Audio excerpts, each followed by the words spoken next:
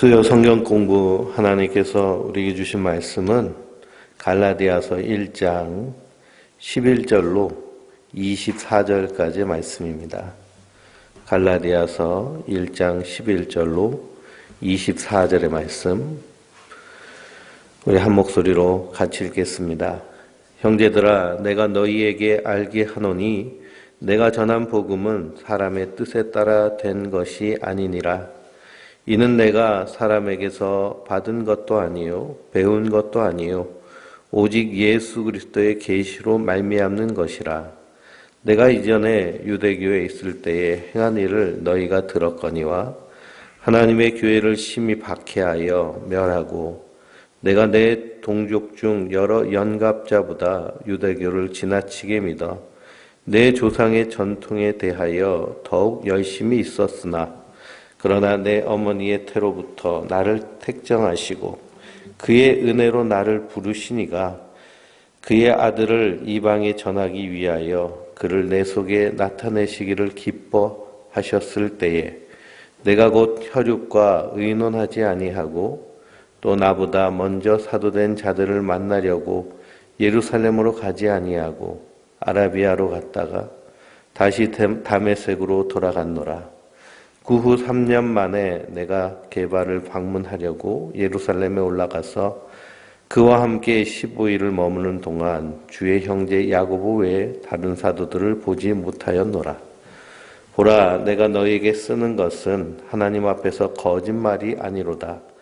그 후에 내가 수리아와 길리아 지방에 이르렀으나 그리스도 안에 있는 유대의 교회들이 나를 얼굴로는 알지 못하고 다만 우리를 박해하던 자가 전에 멀리하던 그 믿음을 지금 전한다 함을 듣고 나로 말미암아 하나님께 영광을 돌리느니라.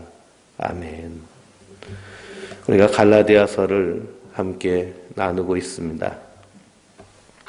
갈라디아서 1장 1절에 사도 바울이 사람에게서 난 것도 아니고 사람으로 말미암는 것도 아니고 오직 예수 그리스도와 그를 죽은 자 가운데서 살리신 하나님 아버지를 말미암아 사도된 바울은 이렇게 고백합니다.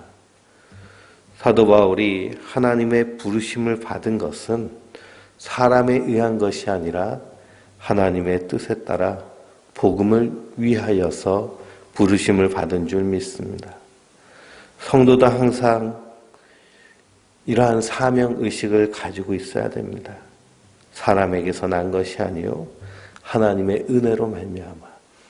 그 성경은 내가 너를 지명하여 불렀나니 너는 내 것이라 라고 말씀하고 있습니다. 그래서 갈라디아는 터키 지역에 있는 그런 지방 이름이 갈라디아인데 그 여러 교회에 갈라디아서 복음서를 씁니다. 왜 갈라디아서를 쓰게 되느냐? 이 갈라디아의 여러 교회들이 율법주의자들에 의해서 율법으로 유대교로 다시 넘어가는 일이 일어났기 때문입니다. 사도 바울은 오직 예수 그리스도만을 증거합니다. 4절 말씀을 보니 그리스도께서 하나님 곧 우리 아버지의 뜻에 따라 이 악한 세대에서 우리를 건져내시려고 우리 죄를 대속하기 위하여 자기 몸을 주셨으니 그랬습니다. 그리스도께서 십자가에서 우리를 위해 죽으신 것은 이 악한 세대 가운데서 우리를 건지시기 위함인 줄 믿습니다. 그러니 하나님 보시기에 이 세상은 악합니다.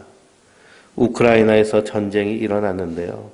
수많은 민간인들이 죽임을 당하고 강간을 당하고 약탈을 당하는 그런 일들이 지금 우리 눈앞에서 보이고 있습니다.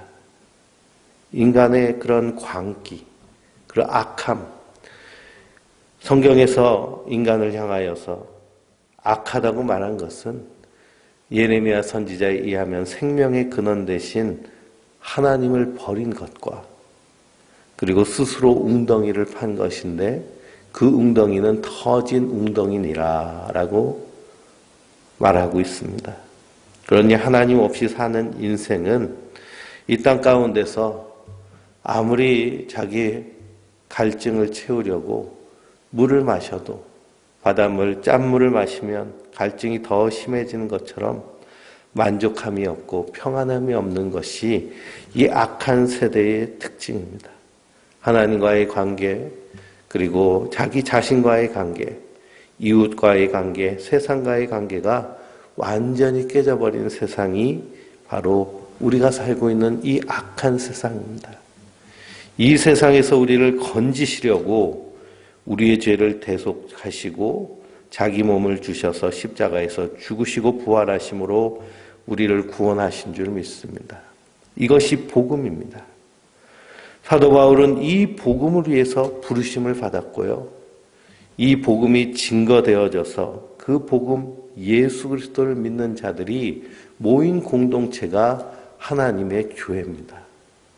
그러니 하나님의 교회는 오직 예수님만 주로 섬기며 예수님의 가르침에 따라 이 땅에서 미리 하나님 나라를 살아내며 하나님의 사랑을 실현하는 공동체가 하나님의 교회가 될 줄 믿습니다. 그런데 이 갈라디아의 지역에 있는 여러 교회들 가운데 율법주의자들이 들어와서 다른 복음을 말합니다. 너희가 할례를 받아야, 날과 절기를 지켜야, 안식일을 지켜야 구원을 받는다라고 얘기합니다. 우린 예수 그리스도의 십자가의 보혈로 이미 구원받은 자들인데요.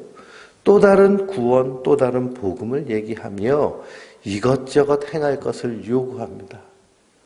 그러면서 그 행한 것을 통하여서 자기 신앙의 기준과 잣대로 삼고 그것을 자기 의로 삼으려고 합니다. 이것이 바로 다른 복음이고 이것이 바로 십자가의 원수로 행하는 것인데요. 성도는 오직 예수 그리스도의 십자가의 은혜로 말미암아 구원받은 줄 믿습니다. 여호수아서를 읽어보면 이스라엘 백성들이 가장 처음 여리고성에 도달해서 그 여리고성을 점령합니다. 여리고성을 점령하는데 우리가 잘 알듯이 여리고성은 전쟁에서 점령한 것이 아니라 하나님의 명령에 따라 하루에 한 번씩 이 여리고성을 빙 백성들이 하나님의 법궤를 앞장세워서 제사장을 따라서 돌고 마지막 7일 되는 날 7바퀴 돌았을 때에 그 성이 무너지게 됩니다. 그래서 거기서 큰 승리를 거두게 됩니다. 여리고의 승리는 가나안의 그러한 입구에 있는 가장 큰 성을 차지하는 하나님의 승리이고 하나님의 전쟁입니다. 하나님이 백성들에게 명령했습니다. 여리고에 있는 것은 아무것도 손대지 마라. 다 진멸해라. 왜 그러냐? 너희가 싸워서 이긴 것이 아니라 내가 싸워서 이긴 것이기 때문에 너희가 거기서 영광과 이익을 취하려고 하지 마라 라는 것이 여리고성에서 하나님께서 백성들에게 내리신 명령입니다. 그런데 아간이란 자가 하나님의 명령을 무시하고 거기서 금과 은과 외투와 장신구들을 몰래 챙겼습니다. 이것이 아간의 죄입니다. 아간은 결국 아골 골짜기에 돌무더기에 쌓여서 온 가족과 심지어는 거기 함께 있는 자기가 키우는 가축들과 함께 죽임을 당했습니다. 아간의 죄는 무엇이냐? 하나님의 은혜에 자기의 의를 첨가하려고 하는 행위가 아간의 범죄입니다. 그러니 예수 그리스도께서 십자가에서 우리를 다 구원하여 주셨는데 다른 것 이것도 해야 되고 저것도 해야 되고 저것도 해야 된다는 다른 복음을 말한다는 것은 바로 아간의 범죄와 같습니다. 하나님 오직 예수 그리스도로만 우리를 구원하여 주시는 줄 믿습니다. 그래서 7절 말씀에 다른 복음은 없나니 다만 어떤 사람들이 너희를 교란하여 그리스도의 복음을 변하게 하려 함이라 라고 말합니다. 그러나 예수 그리스도의 십자가의 복음에 다른 복음을 전하면 저주를 받을 것이다 라고 사도 바울은 말하고 있습니다. 사도의 입에서 저주를 받을 것이다. 다른 복음을 전하면. 그 저주는 무엇이냐? 예수 그리스도에게서 끊어지는 것이 가장 무서운 저주인 줄 믿습니다. 코로나 걸리는 것이 저주가 아니고요. 사업 망하는 것이, 이 땅에서 병들고 실패하는 것이 저주가 아니고 예수 그리스도에게서 끊어지는 것이 바로 영원한 하나님의 심판이며 저주인 줄 믿습니다. 그러므로 이 복음을 위해서 사도 바울이 하나님의 부르심을 받았습니다. 그러나 사도 바울이 복음을 전하러 가는 곳마다 유대인들이 와가지고 네가 무슨 사도냐라고 그 사도성에 대해서 계속하여서 딴지를 걸고 의심을 하고 성도들을 미혹시킵니다. 그래서 사도 바울은 가는 곳마다 자신이 사도임을 변호해야 됐고 그것을 강하게 주장해야 됐습니다. 사도 바울의 사도된 것은 사람에게서 난 것이 아니요 사람으로 말미암는 것이 아닙니다. 예수님이 부활하시고 승천하신 후에 오순절 마가의 다락방에 모인 예수님의 11 제자가 가룟 유다가 죽은 그 제자의 자리를 제비 뽑아서 그래서 마띠아를 뽑습니다. 그러나 하나님의 뜻이 그 마띠아가 12번째 제자가 되는 것이 하나님의 뜻일까요? 성경을 읽어보면 바로 다메섹 도상에서 예수님께서 핍박하러 가는 이 바울을 직접 만나셔서 그 바울을 부르십니다. 사울아 사울아 내가 어찌하여 나를 박해하느냐. 주여 당신이 누구십니까? 나는 내가 박해하는 예수다. 예수님이 직접 찾아오셔서 예수님의 제자를 부르십니다. 베드로를 부르실 때에도 내가 사람을 낚는 어부가 되게 하리라 라고 그렇게 부르셨습니다. 그러니 제자들에 의해서 제비 뽑힌 그 사도가 예수님 원하시는 사도가 아니라 다마섹 도상에서 예수님이 찾아오신 그 바울이 12번째 주님이 부르신 사도인 줄 믿습니다. 그가 사도로 부르심을 받아서 이방 땅에 복음을 전하기 위해서 주님께서 그를 부르셨습니다. 성도도 마찬가지입니다. 우리가 신앙생활하며 하나님의 부르심, 나를 부르신 그 소명과 내가 하나님의 제자인 그 사명의식이 분명해야 될 줄 믿습니다. 그냥 교회 왔다 갔다 하는 그런 신자로 머물러서는 안 됩니다. 우리 한 사람 한 사람이 복음을 위해서 사도로 제자로 부르심을 받은 줄 믿습니다. 그래서 오늘 본문 말씀 11절에 형제들아 내가 너희에게 알게 하노니 내가 전한 복음은 사람의 뜻에 따라 된 것이 아니니라 라고 말합니다. 이는 내가 사람에게서 받은 것도 아니고 배운 것도 아니요 오직 예수 그리스도의 계시로 말미암는 것이다 라고 합니다. 사도 바울이 다메섹 도상에서 예수님을 만나고 완전히 뒤집어졌습니다.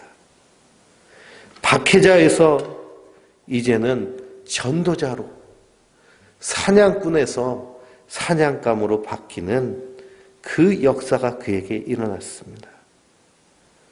사도 바울이 거기에 대해서 고백하기를 디모데전서 1장 12절에서 17절을 보시면요.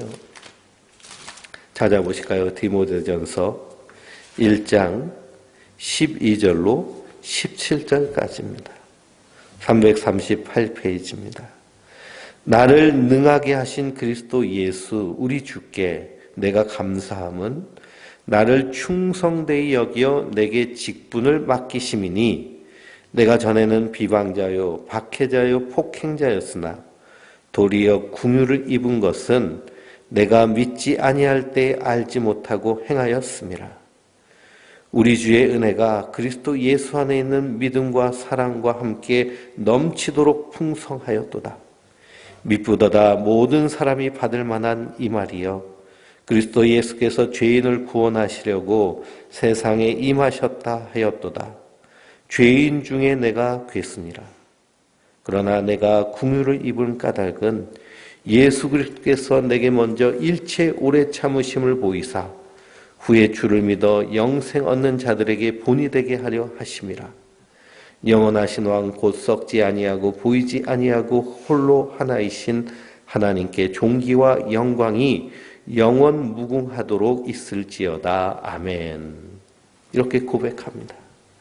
나를 능하게 하신 그리스도 예수 우리 주께서 나를 충성되이 여겨 직분을 맡기셨다는 겁니다. 우리가 사도 바울을 하나님께서 다메섹 도상에서 부르셨을 때 사도 바울은 바리새인 중에 바리새인이기 때문에 율법에 탁월한 사람이기 때문에 로마 시민권이 있기 때문에 여러 사도 바울의 그런 여러 상황과 형편을 보시고 하나님이 그를 택하셨다라고 생각합니다. 그러나 그것은 우리의 판단입니다. 하나님은 중심을 보시는데요. 하나님은 가장 악질적으로 예수 그리스도를 박해하는, 예수 믿는 사람들을 핍박하는 그 핍박자 사울을 붙잡으셔서 완전히 뒤집어 엎어놓으시는 겁니다. 그가 고백하기를 나는 죄인 중에 괴수인데 내가 그 하나님의 큰 긍휼을 입었다라고 고백합니다. 그러니 하나님의 은혜, 하나님의 부르심은 아무리 그리스도를 박해하는 자라도 불러서 뒤집어 엎으시는 것이 주님의 부르심의 능력인 줄 믿습니다. 하나님의 은혜로 부르신 거예요. 사도 바울이 탁월해서 부르신 것이 아닙니다. 우리가 많은 착각을 합니다. 저 사람은 뭔가 탁월하기 때문에 하나님부터 크게 쓰임받는 거야. 그렇지 않습니다. 하나님의 부르심은 동일합니다.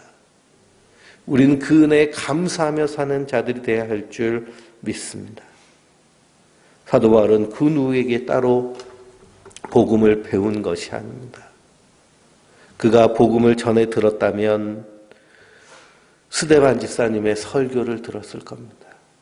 그가 갈라디아 지역에서 복음을 전할 때, 그래서 안디옥 교회에서 파송받아서 바나바와 함께 이 갈라디아 비시디아 안디옥에서 복음을 전하는 그 전하는 내용이 스데반 집사님의 복음 전하는 내용과 동일하게 나타납니다. 그러니 스데반 집사님이 전한 설교를 그가 박해하기 위해서 증인으로 거기서 지켜보았지, 그가 거기서 배운 것도 아니고 받은 것도 아닙니다. 그러나 그리스도께서 그를 부르셔서 완전히 뒤집어 엎어놓으신 겁니다. 이것이 하나님의 구원의 능력이고 하나님의 부르심의 능력인 줄 믿습니다. 사도 바울이 아무리 생각해도 왜 하나님 나를 부르셨는가? 이 죄인 중에 죄인을 날 부르셨는가? 그가 고백하기를 15절 말씀에 내 어머니의 태로부터 나를 택정하시고 그의 은혜로 나를 부르셨구나 라고 고백합니다. 에베소서 1장을 보면 찬송하려도다. 주 예수 그리스도의 아버지께서 우리를 구원하시려고 하나님께서 태초에 우리를 예정하셨다고 고백하는데요. 이 고백 그대로 갈라디아서에도 어머니의 태로부터 나를 택정하셨구나. 그래서 은혜로 나를 부르셨구나. 내가 죄악의 곁길로 빠져갔을 때도 하나님은 끝까지 인내하시며 지켜보시다가 다시 나를 부르셔서 뒤집어서 주의 사도로 부르셨구나라는 것이 사도 바울의 그런 신앙의 고백입니다. 우리도 마찬가지입니다. 갈 바를 알지 못하는 인생을 주님께서 불러주셔서 복음을 듣게 하시고 말씀 가운데 생명이 있음을 알고 예수만 바라보며 이 땅에서 살도록 우리를 부르신 줄 믿습니다. 16절 말씀에 그의 아들을 이방에 전하기 위하여 그를 내 속에 나타내시기를 기뻐하셨을 때에 내가 곧 혈육과 의논하지 아니하였다라고 얘기합니다. 사도 바울은 복음을 전하면서 하나님이 나를 어떻게 사용하실 것인가에 대한 분명한 확신이 있었습니다. 그것은 뭐냐? 놀랍게도 사도 바울은 복음을 전할 때마다 유대인들은 계속 반대하고 핍박하고 따라다니면서 방해했습니다. 근데 헬라인들, 외국 사람들에게 복음을 전할 때는 그들이 복음을 듣고 회개하는 역사가 일어났습니다. 베드로 사도 같은 경우에는 유대인들 회당을 다니면서 복음을 전했는데요. 베드로 사도가 유대인들에게 복음을 전할 때는 그들을 잘 받아들였습니다. 사도 바울이 전할 때에는요, 이상하게 받지 아니하고 오히려 박해가 심해집니다. 그래서 사도 바울이 자기의 겉옷을 털면서 내가 이제는 이방인에게로 가리라. 자기의 분명한 사역의 방향, 하나님의 부르심의 목적이 무엇인지를 분명히 알았습니다. 나는 이방의 복음을 전하기 위해서 주님 나를 그런 도구로 사용하시는구나. 하나님 누구에게나 달란트를 주십니다. 우리 각 사람에게도 달란트가 있습니다. 그걸 통해서 하나님은 하나님의 백성들, 이 땅에서 복음을 전하는 사도의 사명을 감당하기를 원하시는 줄 믿습니다. 우린 어디에 가서든지 복음을 전하는 자인데요. 내가 잘하는 것을 통해서 복음을 전하는 것입니다. 사도 바울이 이렇게 복음을 전하는 것은 우리는 성경을 통해서 복음을 받아듣고 목회자의 그런 설교를 통해서 복음을 배웠지만 계시로 말미암았다라고 얘기합니다. 현대교회에 계시 받았다는 사람들, 전하는 내용이 뭘까요?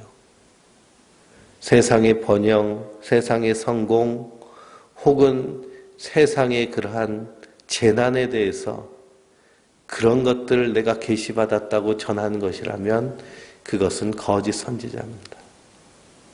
사도 바울이 계시받아서 전한 것은 오직 예수 그리스도뿐이 없습니다. 갈라디아서 4장의 결론과 같은 부분에 4장 14절 말씀을 보면 내게는 우리 주 예수 그리스도의 십자가 외에는 결코 자랑할 것이 없으니 그리스도로 말미암아 세상이 나를 대하여 십자가에 못 박히고 내가 또한 세상에 대하여 그러하니라 라고 말합니다. 또 4장 17절로 보면 이후로는 누구든지 나를 괴롭게 하지 말라. 내가 내 몸에 예수의 흔적을 지니고 있노라. 그러니 계시로 받은 그 말씀은 오직 예수. 사도 바울이 에베소 교회에서 간절히 눈물을 흘리며 밤낮 쉬지 않고 전한 것이 하나님에 대한 회개와 예수 그리스도를 믿는 믿음인 줄 믿습니다. 예수님께서 마태복음의 24장에 마지막 때에 되어질 일들을 말씀하십니다. 그때 성도는 무엇을 붙잡고 살아야 됩니까? 때를 알면 뭐합니까? 시를 알면 뭐합니까? 중요한 것은 내가 예수 안에 있는가가 가장 중요한 줄 믿습니다. 사도 바울이 다메섹 도상에서 예수님을 만난 이후에 사도들을 찾아가서 거기서 복음을 들으려고 한 것이 아니라 아라비아 사막에 들어가서 거기서 3년 동안 거기서 자기 자신과 영적인 씨름을 했습니다. 여기에 대한 고백이 고린도 후서 12장 1절에서 10절에 나오는데요. 고린도 후서 12장 1절에서 10절입니다. 무익하나마 내가 부득불 자랑하노니 주의 환상과 계시를 말하리라.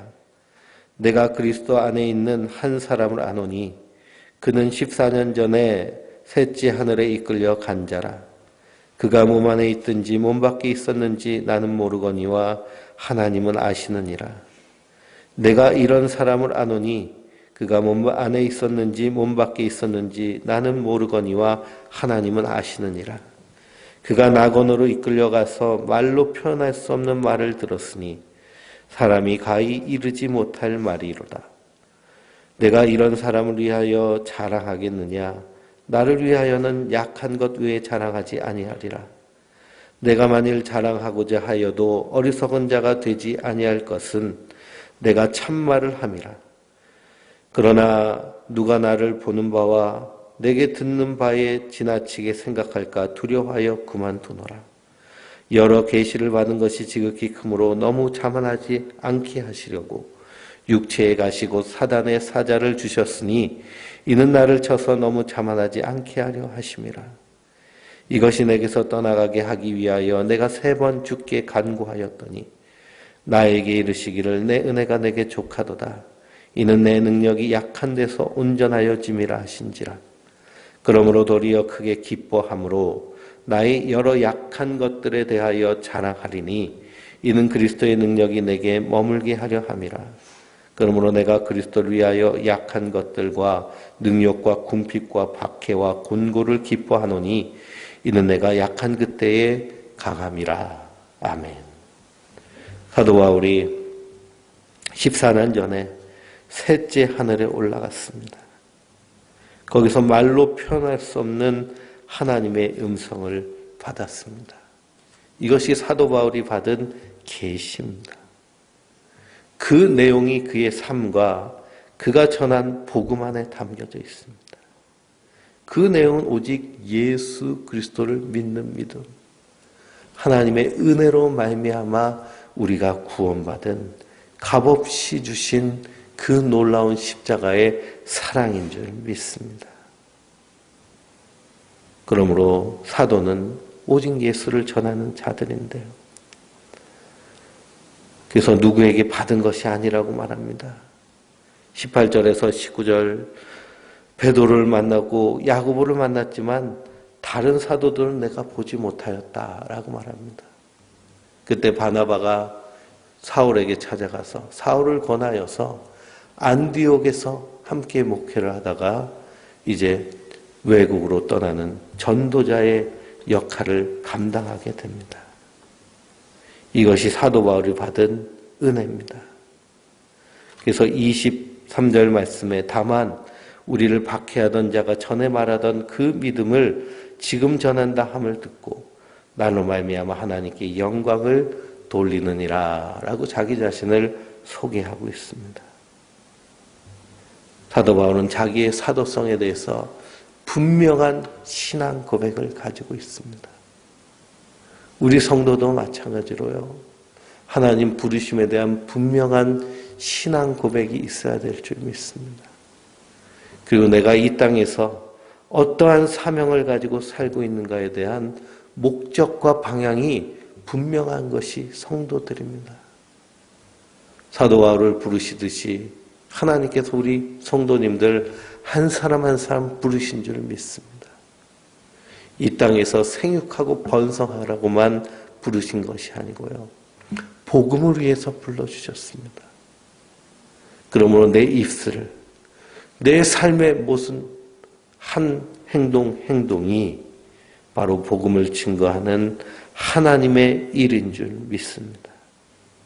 사도 바울은 그 확실한 은혜를 붙잡고 복음을 위하여 살았는데요. 우리도 사도 바울과 같이 날마다 복음 안에서 예수님의 그 십자가의 은혜 안에서 감격하고 감사하며 예수를 위하여 복음을 위하여 사는 하나님의 사람들 되시길 주님의 이름으로 축원드립니다. 기도하시겠습니다. 전능하신 하나님, 은혜와 사랑의 주여, 사도 바울을 다메섹 도상에서 부르셨던 것 같이 우리를 우리의 삶의 자리에서 불러주셔서 하나님의 복음을 위하여서 주의 일꾼 삼으신 줄 믿습니다.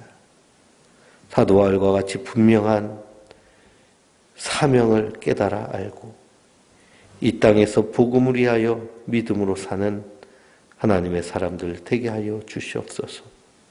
우리의 일터에서, 우리의 가정에서 나로 말미암아 복음이 증거되게 하시고 거기서 하나님 나라가 드러나며 하나님 나라가 선포되게 하여 주시옵소서.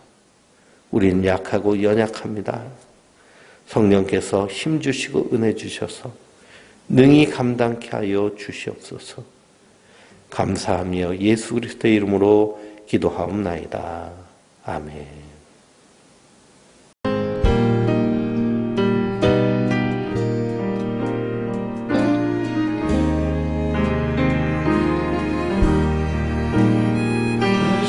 Lord.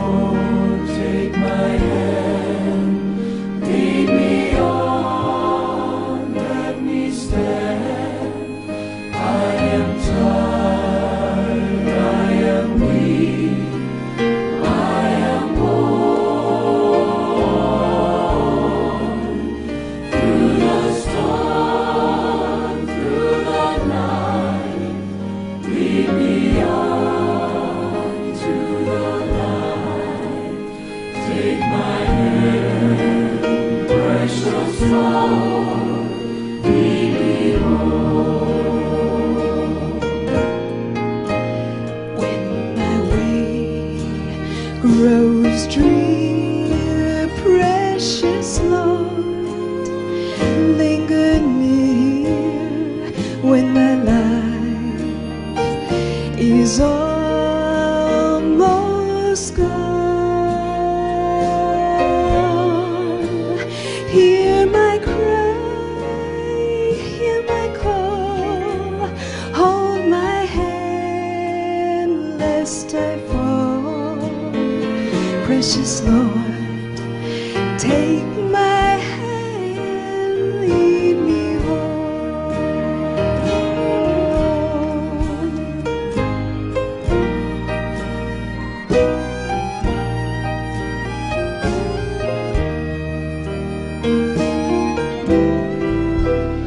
When the shadows